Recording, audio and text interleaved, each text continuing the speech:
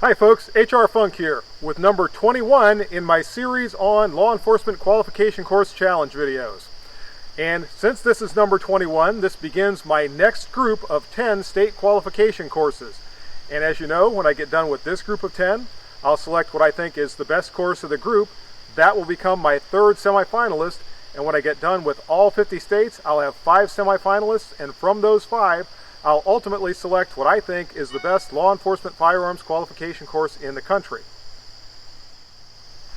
Currently, there are still 15 states that I don't have qualification courses for, and I'll put a list of those states at the end of this video. If you see your state in that list, and you can get me copies of your state's law enforcement firearms qualification courses, please let me know in the comments section of this video.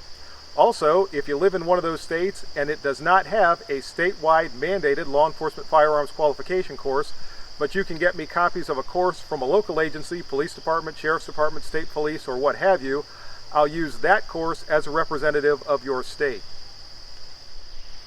Today's course comes to us from the state of Michigan. And I've got to say, it was not easy to get a copy of the Michigan course, and I want to say a thank you to those viewers that helped me get this copy. The Michigan course is another one that incorporates the firearms qualification course of fire into a very lengthy document, most of which has nothing to do with the law enforcement course of fire. The Michigan course is divided into 4 stages that take place at distances as close as 2 yards from the target and as far away as 10 yards from the target. Now, there are a couple of things about the Michigan course that make it a little bit different than some of the courses that we've already seen in this series. Beginning with the fact that the scoring of this course shows a desired competency, but there's nothing in this document to tell me whether or not the desired competency, or accuracy, maybe I should say, is a required accuracy. For example, in the first stage, there are 6 rounds that are fired, and the desired competency is for all 6 rounds to be in the proper scoring area of the target. But again, there's nothing that tells me if it's required or not. So I'm not entirely sure how to score this if I have a shot outside of the preferred area of the target. So in my approach to this course, I'm going to treat it as though the desired competency is a required competency, and I will try to keep the desired number of shots all inside of the proper scoring area of the target as I shoot my way through the course. The 4 stages of this course take place at distances of 2 yards from the target, 3 yards from the target. Then I have a multiple target drill where one target is 4 yards from the shooter and the second target is 7 yards from the shooter. And the final stage 4 of this course takes place at a distance of 10 yards from the target. The Michigan course specifies use of the TCQ 95 target, but it also, in the description, allows the use of other targets with a similar scoring area. I'm going to be using the Q target, which I have on the target board back here, and the scoring area of the Q target is virtually identical to Michigan's TCQ 95. The final idiosyncrasies of this course have to do with the fact that it requires a reloading stage and a malfunction clearing stage, but it doesn't specify where those stages are to take place in the course description. It gives the firearms instructor conducting the qualification the latitude to insert those particular drills or those requirements wherever the firearms instructor desires, but it also says in the course description that when the shooter is firing the stage that requires reloading or conducting the malfunction clearing drill, the shooter will not be penalized for going over the time limits that are specified in the course description. But then it doesn't say what the time limits become in order for the shooter to complete the stage when conducting a reload or when performing a malfunction clearing drill. So apparently there really is no time limit for completing those particular exercises when the shooter gets to those as required by the firearms instructor conducting the course. And when I get to the stages where I'm going to insert those, I'll let you know that they're about to take place and you can watch for them. But again, there won't really be any time limit associated with performing those 2 requirements of the course. Alright folks, with that rather lengthy and somewhat convoluted recitation of the course description out of the way, it's time to introduce today's challenger.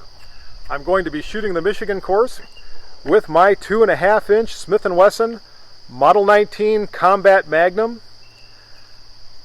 This revolver has been in front of the camera before. It's one of my favorites, and we're going to see how it does when we pit it against this course. Now, I am going to be firing full power 158 grain 357 Magnum ammunition in my Model 19, so that should make it an interesting ride. I'm going to get things set up and we'll see how it goes. And here we go, folks. This course begins at a distance of 2 yards from the target. From here, the shooter begins with the firearm secured in the holster, and on signal to fire, the shooter has to draw and fire 2 rounds into the body of the target in a time limit of 3 seconds. That drill is then repeated twice, so when I'm finished, I will have fired it 3 times for a total of 6 rounds, and the desired competency at this stage is for all 6 rounds to be in that preferred scoring area of the target.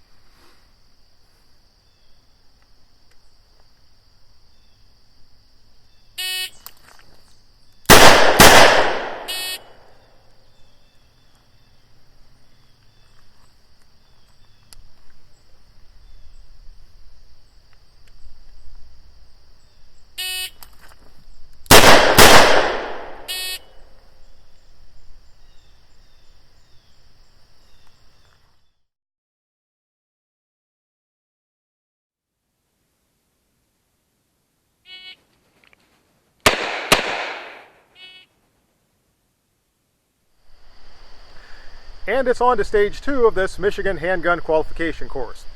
Stage 2 of this course requires the shooter to deal with multiple targets.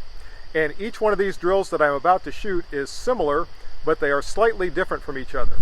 In the first drill, the shooter begins with the firearm secured in the holster, and on the signal to fire, the shooter has to draw and fire 1 round into each target in a time limit of 4 seconds.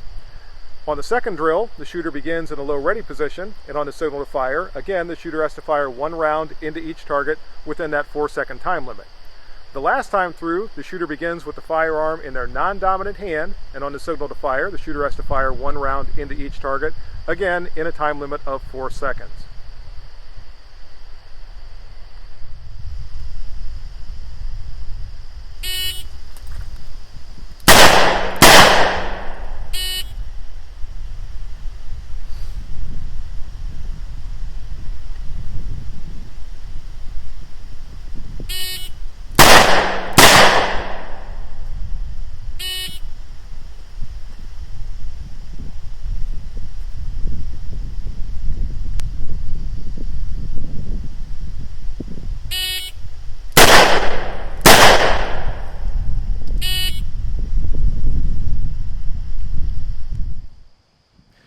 In Stage 3 of this course, the shooter is again required to engage multiple targets. This time, however, the targets are at 2 different distances from the shooter.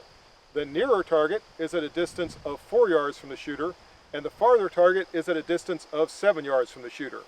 Again, in this stage, the shooter is required to fire 3 slightly different but very similar drills. In the first drill, the shooter begins with the firearm secured in the holster, and on the signal to fire, the shooter has to assume a position of cover and fire 1 round into each target in a time limit of 4 seconds. The shooter then assumes a ready position, and on a second signal to fire, the shooter has to fire 2 rounds into each target in a time limit of 6 seconds. That time the shooter is again required to use cover, but the shooter has to assume a different position of cover from the one assumed in the first phase. The last time through, the shooter again fires 2 rounds into each target from a position of cover in a time limit of 6 seconds, but that time the shooter is again required to assume a different position of cover than was used in either of the previous 2 phases. Also, this is the stage where I'm going to put in the reloading drill that I mentioned at the very beginning of the video. What I'm going to do is, after the second phase of this stage, after I've shot 1 round into each target in the first phase and 2 rounds into each target in the second phase, my revolver will be empty. So I'll reload it before going on to the third and final phase of this stage. Now, as I said, there's no time limit assigned for reloading, so I'll fire out my 2 rounds into each target in that 6-second time limit, then I'll reload my revolver, but there's no time associated with that. After that, I'll fire out the third phase, where again I fire 2 rounds into each target in a time limit of 6 seconds. Also, because in this stage of the course, the targets are at 2 different distances, there's really no good way for me to set up my second camera in order to show you the split screen view. So what I'm going to do is leave this camera where it is, so you'll be able to see me shoot my way through the stage. Then we'll go up and take a close look at the targets, and you'll be able to see where the shots hit.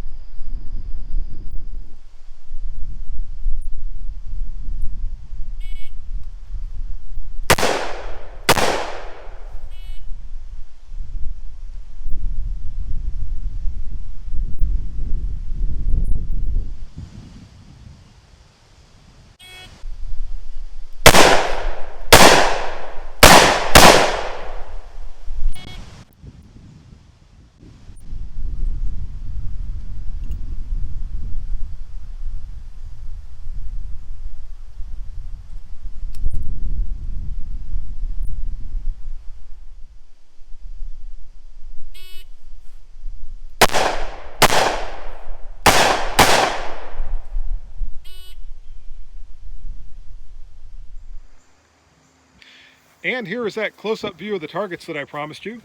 Here's the 4-yard target. And over here is the 7-yard target.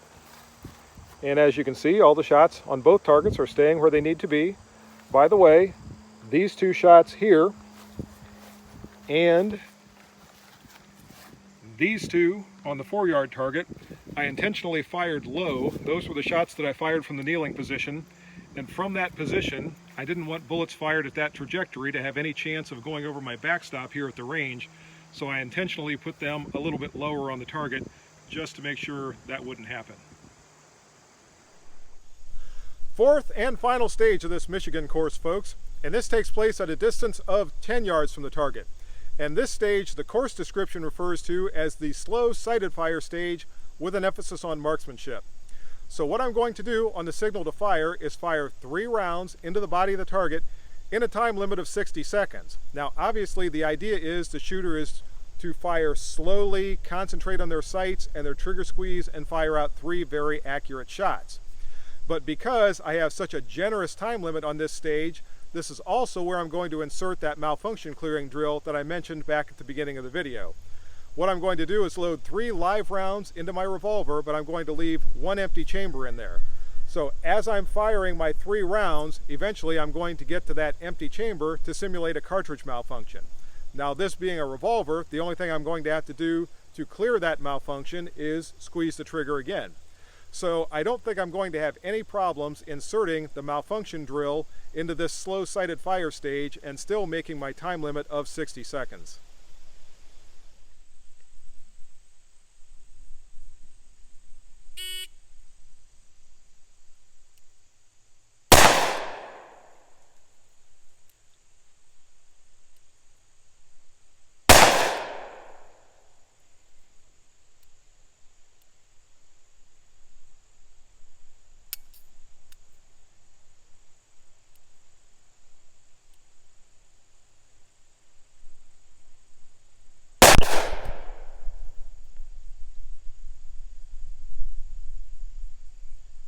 And that was 25 seconds. And that's the course, folks. On the targets back behind me here, I have all 25 shots that I fired during this Michigan Handgun Qualification course accounted for. They were all fired within their respective time limits. So I believe this reflects or demonstrates a 100% qualification score on this particular course. It also should reflect the desired competency as specified in the course description. And as far as the course itself goes, it's an interesting course. We saw some things that we've seen before. There was a non-dominant hand stage, there was close range shooting, there was shooting from cover, there was a malfunction clearing drill, and there was a reloading stage, albeit not a timed reloading stage. We also saw something a little bit different in this course, that being the multiple target stages. Now we've seen multiple targets in courses earlier in this series, but I think this is the first time we've seen those multiple targets at different distances from the shooter. So not only does the shooter have to transition from one target to the other, but the shooter also has to be mindful of those different distances and make whatever corrections are necessary in their point of aim to make sure they can accurately put rounds on both targets. So I like that particular aspect of this course. There are a couple of other things about it that puzzle me a little bit. One of them is the fact that there's not a true long range stage. In fact, the longest distance that I fired from in this course was 10 yards. Typically on most courses we see at least 15 yards, and on some courses we see 20 and 25 yard stages. So I'm unsure as to why the slow sighted fire stage took place at the relatively close distance of 10 yards. But overall, I think when I plug this course into my evaluation protocol, it's probably going to get a middle of the road score, but I'll be interested to see as I start down through that list of 22 critical elements exactly how many of them are contained in this course of fire. By the way, folks, as a side note, this is one of the most difficult courses that I've fired in this entire series. And that has nothing to do with the course itself, but rather it's because of the conditions that I'm shooting in out here today. I've been in just about every weather condition imaginable since I got to the range this morning. I've been rained on, I've been dealing with high winds. In fact, at different times, the wind blew over my targets, the wind blew over my camera at one point, and when it hit the ground, it broke a microphone. So some days it's not easy being a firearms guy on YouTube, but as you might expect, now that I'm getting ready to go, the sun's come out and it's very nice. So that's the way it goes some days. But before we leave, here's one last look at today's Challenger. This is my Smith&Wesson 2.5 inch Model 19 Combat Magnum, and it performed very well out here today. Even with that full power Magnum ammunition, I didn't have any problem keeping those rounds where I needed to on my two respective targets. And that's the video, folks. I hope you enjoyed it. If you have any questions or comments, as always, make sure you forward those to me. Again, if you can get me copies of any of the course descriptions for the states that you see in the list that's going to come up in just a few moments here, please let me know in the comments sections. Remember, if you order anything from Optics Planet, be sure to use my discount code, which is... And if you use that discount code, it's good for 5% off anything you order from Optics Planet. See you next time, folks. And until then, good shooting. Bye-bye.